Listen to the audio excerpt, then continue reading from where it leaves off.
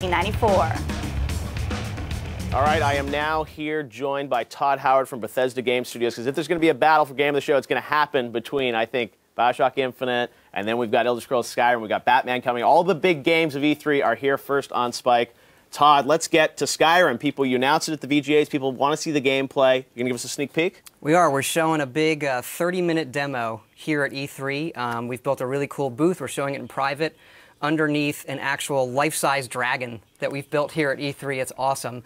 We wanted to give all the fans and the audience of Game Trailers and Spike a sneak peek. All right, cool. Here we go. This is Skyrim. It looks beautiful. Here it is running on the 360. It is a huge, epic fantasy game where you can be who you want and do whatever you want. We're really, really pushing the hardware. We've rewritten all the graphics, all of the gameplay this go-around, and we just want to fill a world with detail. All the little things. You can look at these plants, so micro detail, macro detail. You can walk to the top of that mountain. If you've played our stuff, you know these are huge games that are wide open for you to explore and do what you want. We have a new animation system, so you can play in third person. So some nice blending on the character. That is Dragonborn.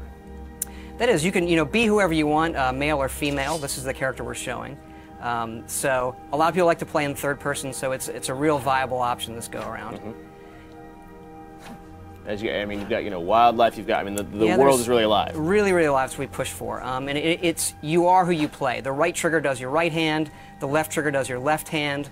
And so, as opposed to picking a character, you just be who you want, do what you want. So now I'm kind of being a battle mage, where the left trigger is casting this healing spell, and I can put that in any hand if I want. So right trigger, and then left trigger. Dual wield spells, and you power up. What's cool is if you pull both triggers at the same time, you get a more powerful version of that spell.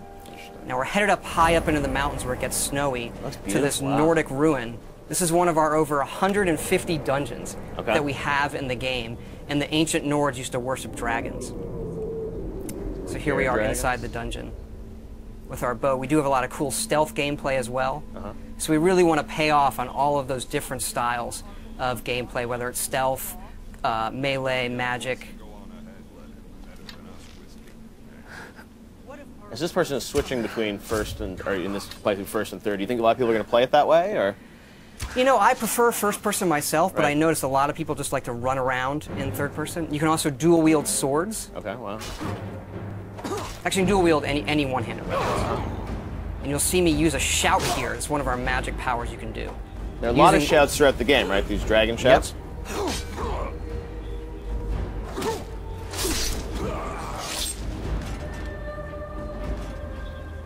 And up here we're seeing the undead, the Draugr, who live in this Nordic ruin. Using a flame spell in my left hand, sword in my right. And then another shout power. And how do you gain these shout powers throughout the thing? You'll see some of that coming up, actually. But you learn the words, and then you have to unlock the ability to use them. So you learn these words of power in the dragon language. And the dragons in the game are a big feature, and when they're doing things, they're using the words as well. There are staves you can use to light areas of dungeons on our way out of this dungeon. Wow. We use water as a nice feature to guide you out sometimes as well. Now you have a new sort of story system in this too, right? A Radiant story system? Radiant story that guides all of our quests to make it, since it is a big open game, to give us some more control over the experience you're going to have and make it more dynamic. Wow. Here we're out in the tundra, which is this wide open grasslands in the middle of Skyrim. Oh my God, it's a brand new engine, right? Yep, the creation engine that we built just for this game. So a lot of these creatures are peaceful unless you mess with them. Uh-oh, not a good idea. And you can also breathe fire like the dragons. That's one of the shouts. Okay. I'm going to use coming up here. Dragon breath.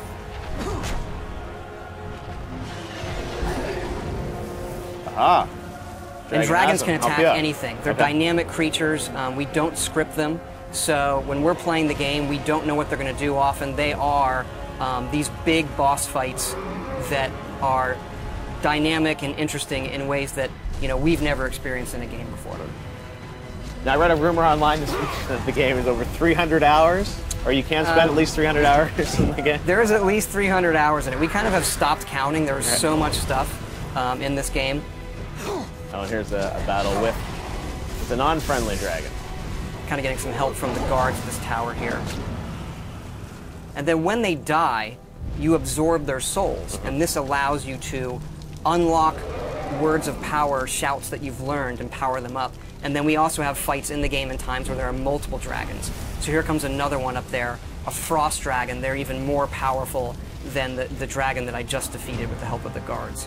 And what's cool about this game is, dragons are not just going to come into the, the final 10% of the game. I mean, you're going to see them throughout the game, right? They are creatures like any other, and you see them not from the initial get-go, but you see them throughout the game, yes. I was reading your character sort of starts this game. You're on your way to your execution. Is that true? You are being led to your execution. This is another shout there, Storm Call. So this calls a storm that brings lightning down to defeat your enemies. One of the more powerful shouts.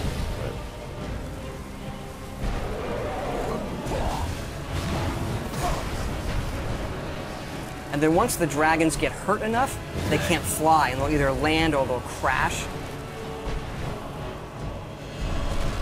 And how will your relationship with these dragons change throughout the game? I mean, obviously, there's some that will be friendly to you. I don't want to quite spoil it yet, but they all aren't out to destroy the world, and why they're back and what they want is part of the mystery of the main quest in the game that you're going to uncover. Wow, very cool. Justine, are there any questions from fans for Todd? I have a question here from Jerry V on Facebook. Says, love the guilds in Oblivion. I wonder if the fractions are going to return. Do you think it'll happen?